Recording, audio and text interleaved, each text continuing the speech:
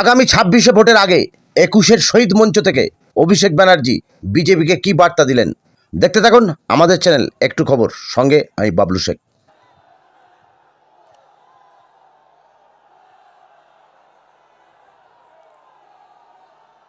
নমস্কার, আপনারা বসুন, শান্ত হন।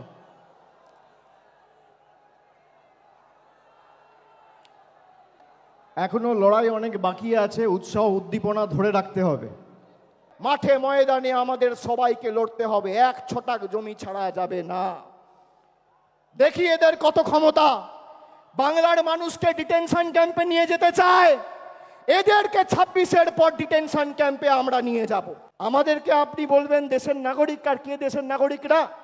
70টা বিধানসভায় জিতে আর 12টা লোকসভায় জিতে ভারতবর্ষের বিভিন্ন জায়গায়, দিল্লিতে, জয় হিন্দ কলোনিতে বাঙালিদের উপর অত্যাচার, আক্রমণ, বিদ্যুৎ কানেকশন, জলের কানেকশন কেটে দেওয়া হচ্ছে। আজকে যারা বাংলায় 70টা আসন আর 12টা লোকসভায় জিতে ভারতবর্ষের বিভিন্ন ঝুপড়িতে, ভারতবর্ষের বিভিন্ন বস্তিতে, বিভিন্ন জায়গায় বাঙালিদের আক্রমণ করতে পারে, অ্যারেস্ট করতে পারে, বাংলাদেশি বলতে পারে, তারা যদি বাংলা দখল করতো কি হতো? আচ্ছা বলুন তো, আমরা কোনোদিন প্রতিহিংসার রাজনীতি করেছি? বিজেপি তো 77টা আসনে জিতেছিল, এখন তো 65-র নিচে। যত দিন যাবে তত মায়ের ভোগে যাবে, যত দিন যাবে তত মায়ের ভোগে যাবে।